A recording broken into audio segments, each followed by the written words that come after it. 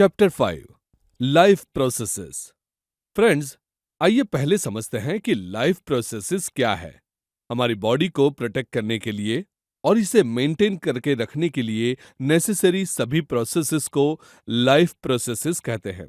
For example, nutritions, food से nutrition obtain करने का प्रोसेस। रेस्पिरेशन, इनहेल और एक्सहेल करने का प्रोसेस।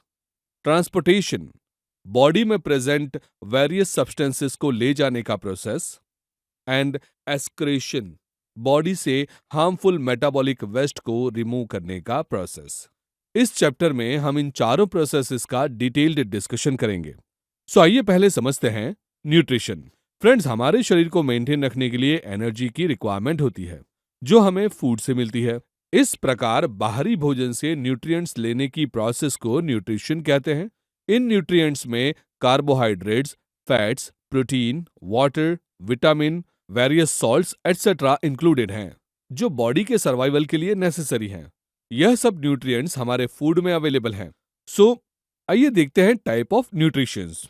फ्रेंड्स, न्यूट्रिशंस के 2 टाइप्स हैं, ऑटोट्रॉफिक और हेट्रोट्रॉफिक न्यूट्रिशन।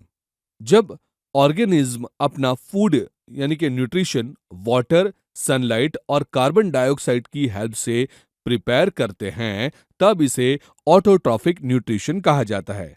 ऐसे ऑर्गेनिज्म को अपने फूड न्यूट्रिशन के लिए दूसरे ऑर्गेनिज्म पे डिपेंड नहीं करना पड़ता। फॉर एग्जाम्पल, प्लांट्स और कुछ बैक्टीरिया। और दूसरी तरफ ऐसे ऑर्गेनिजम्स भी होते हैं जो अपने फूड या न्यूट्रिशंस के लिए दूसरे ऑर्गेनिजम्स पे डिपेंड करते हैं। ऐसे न्यूट्रिशन को हेट्रोट्रॉफिक न्यूट्रिशन कहा जाता है। For example, animal, fungi etcetera. Animal अपने फूड या न्यूट्रिशन के लिए प्लांट्स और अदर एनिमल्स जैसे कॉम्प्लेक्स सब्सटेंसेस को यूज करते हैं, और इन कॉम्प्लेक्स सब्सटेंसेस को सिंपल फॉर्म में कन्वर्ट करने के लिए जो कैटालिस्ट यूज होते हैं, उन्हें एंजाइम्स कहा जाता है। सो फ्रेंड्स, चलिए अब हम ऑटोट्रॉफिक और हेट्रोट्रॉफिक न्यूट्रिशन को डिटेल में डिस्कस करते हैं। Let's see autotrophic nutritions.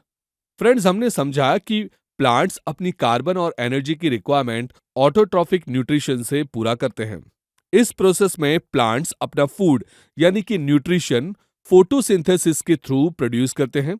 सो चलिए हम फोटोसिंथेसिस की प्रोसेस को डिटेल में समझते हैं।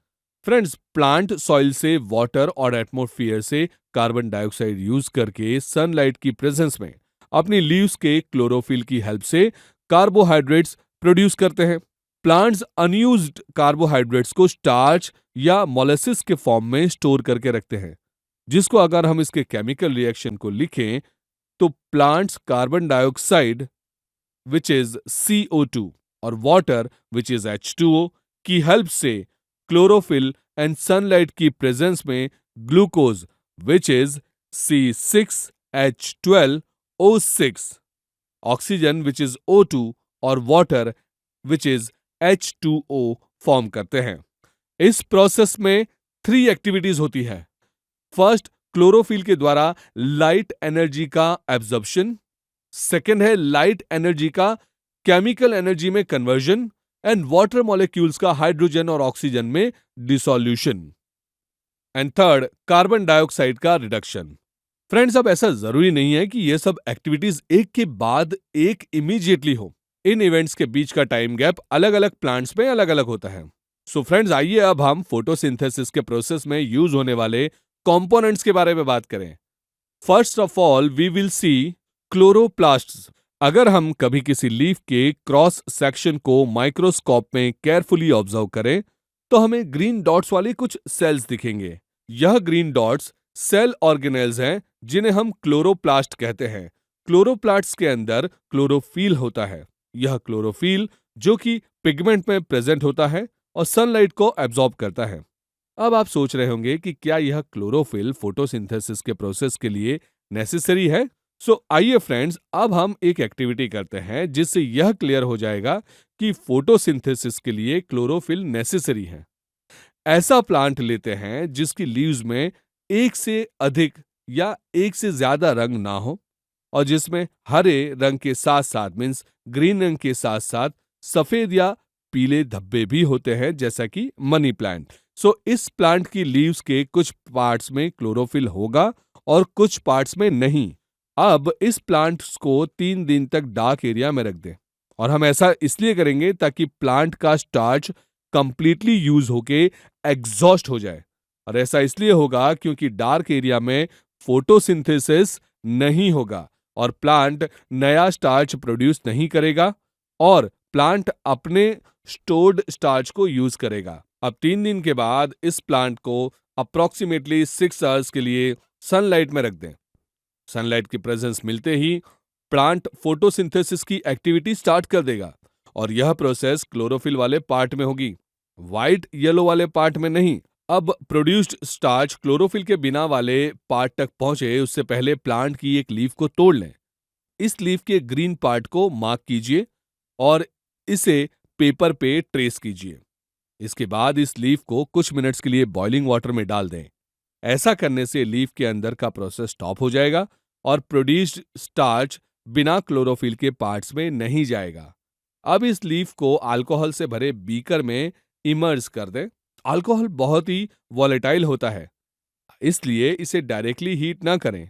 इस बीकर को वाटर बाथ पे रखें और तब तक रखें जब तक अल्कोहल बॉईल होना शुरू ना हो जाए। फ्रेंड्स, नोटिस कीजिए कि लीफ का कलर क्या हो रहा है। सॉल्यूशन का कलर क्या है? आप नोटिस करेंगे कि लीफ का ग्रीन कलर लाइट हो जाता है और सॉल्यूशन का कलर ग्रीन। अब इस लीफ को डाइल्यूट आयोडाइन सॉल्यूशन में डाल दें और आप नोटिस करेंगे कि लीफ पे आयोडीन का ब्राउन कलर आ जाता है। अब लीफ को बाहर निकालें और उस पे से आयोडीन को वॉश कर लें। लीफ के कलर को ऑब्जर्व करें। आप नोटिस करेंगे कि इसका लाइट ग्रीन भाग डार्क ब्राउन या ब्लैक कलर का हो जाता है। अगर हम इसे शुरुआत में ही ट्रेस की हुई लीफ के साथ कंपेयर करेंगे तो जिस पार्ट में क्लोरोफिल था वह डार्क ब्लू या ब्लैक हो गया है, और ऐसा इसीलिए हुआ है क्योंकि आयोडीन स्टार्च के साथ केमिकल रिएक्शन करके डार्क ब्राउन या ब्लैक कलर देता है। इस एक्टिविटी से हमने देखा कि लीफ के जिस पार्ट में क्लोरोफिल था उसमें फोटोसिंथेसिस का प्रोसेस हुआ है और स्टार्च प्रोड्यूस हुआ है। सो अब हम कंक्लूड कर सकते हैं कि फोटोसिंथेसिस के लिए क्लोरोफिल नेसेसरी है। फ्रेंड्स, अब हम समझते हैं कि प्लांट्स कार्बन डाइऑक्साइड को कैसे ऑब्टेन करते हैं। सो स्टूडेंट्स, क्लास 9 में हमने स्टोमाटा के बारे में बात की थी जो लीव्स के सरफेस पर टाइनी पोर्स के फॉर्म में होता है। फोटोसिंथेसिस की प्रोसेस में इन टाइनी पोर्स के थ्रू हैवी गैसियस एक्सचेंज होता है। और यहाँ यह भी जानना जरूरी है कि गैसियस एक्सचेंज न केवल इन टाइनी पोर्स पर बल्कि स्टेम की सरफेस, रूट्स और लीव्स से भी होता है। जब इन फोटोसिंथेसिस के लिए कार्बन डाइऑक्साइड की रिक्वायरमेंट नहीं होती है तो प्लांट्स इन पोर्स को बंद रखते हैं, क्योंकि इन स्टोमाटा के थ्रू हैवी वाटर लॉस भी होता है। पोर्स को खोलने और बंद करने की एक्टिविटी गार्ड सेल्स करते हैं। पानी के आने के फ्लो होने से गार्ड सेल्स सेल हो जाता है जिससे स्टोमाटा के पोर्स ओपन हो जाते हैं। इसी तरह गार्ड सेल्स के श्रिंक होने पर स्टोमाटा के पोर्स बंद हो जाते हैं। फ्रेंड्स, हमने लास्ट एक्टिविटी में देखा कि फोटोसिंथेसिस के लिए क्लोरोफिल नेसेसरी है। अब हम देखते हैं कि फोटोसिंथेसिस के लिए कार्बन डाइऑक्साइड भी नेसेसरी है। इसके लिए पहले ऑलमोस्ट सेम हाइट और सिमिलर शेप वाले 2 हेल्दी प्लांट्स पोट में लें। इन प्लांट्स को 3 दिनों के लिए एक डार्क रूम में रखें जिससे फोटोसिंथेसिस न होने पाए और इनके अंदर जो स्टार्च स्टोर्ड है वह कंज्यूम होके एग्जॉस्ट हो जाए। अब दोनों प्लांट्स को एक सेपरेट ग्लास प्लेट पर रखें। अब किसी एक प्लांट के पास पोटेशियम हाइड्रोक्साइड KOH को एक वॉच ग्लास में रखें। पोटेशियम हाइड्रोक्साइड को कार्बन डाइऑक्साइड एब्जॉर्ब करने के लिए किया जाता है। फिगर के अनुसार दोनों प्लांट्स को सेपरेट बेल जार से ढक दें। फ्रेंड्स, इस वीडियो को पूरा देखने के लिए आज ही फ्लेक्सी टीचर ऐप सब्सक्राइब करें, जहां आपको मिलेंगे animated videos, digital books, text book solutions, notes, DPP और क्विज। और हाँ, flexi teacher app mobile, TV और कंप्यूटर पर अवेलेबल है। और अगर आपके पास इंटरनेट नहीं है तो तुरंत ऑफलाइन सेट टॉप बॉक्स के लिए संपर्क करें। Flexi teacher, the one you needed.